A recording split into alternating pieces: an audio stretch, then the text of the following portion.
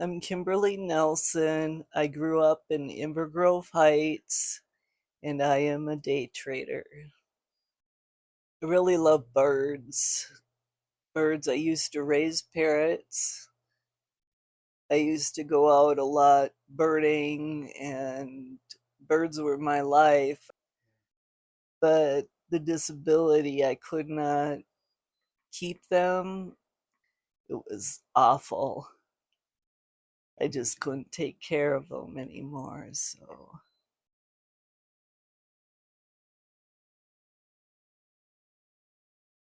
I didn't want to have any kids. So I treated those birds like they were my children.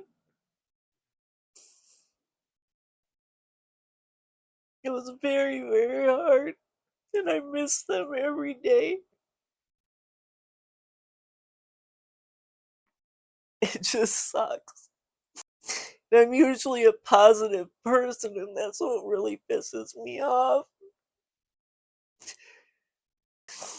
And it does suck, but I'm here still, and I try to make things good for me. I try to do things that I enjoy.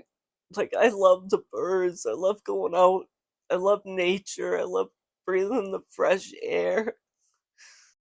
The average person really doesn't know anything about being disabled.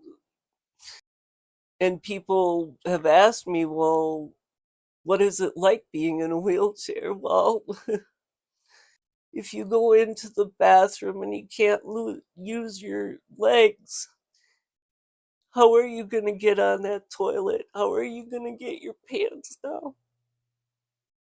We're not treated right either. Traveling, being disabled person, it's awful. I've been in hotels and stuff, and they say that if you're on the first floor because of a fire and you got that handicap sticker on the door, that's good enough. They bolt down the beds. When you got a power chair, it's hard to get around in those tiny rooms anyways, and then with a bolted down bed, it doesn't make sense. You can barely move the way it is. Oh, and you got to be by the front desk. Who can sleep at the front desk? It's noisy constantly, but didn't your mom and dad teach you better? We want to travel too. We want to come to a nice hotel. That's been a dream since I've been in my chair.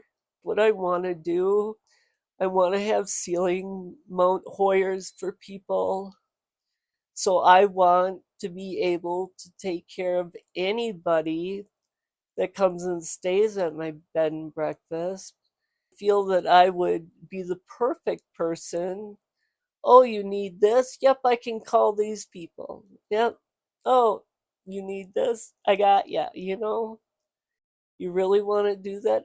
I'll go look for something for you. I just want them to be able to just not have to worry about the little things. I want you to come to my place, and I just want you to be able to just relax. That's all it takes is one person to impact your life. That's the way I would want it. You want to treat people like you want to be treated.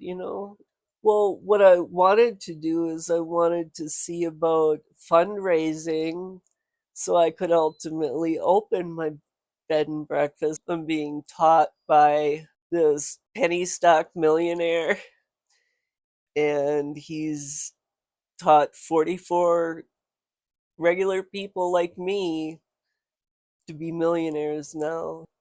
Someday I'll be that millionaire too, because I'm determined and I never give up. It's scary. And if you don't know what you're doing, you can lose a lot of money. And I've been there. I have lost quite a bit of money. you know, I'm that risk taker. I had hung on to this one stock that I bought at $4.20. It was like over 200 shares, and it jumped up to 23 bucks. So I had a big payday there, and I took that and put it in my big account. So I still have that to play around with.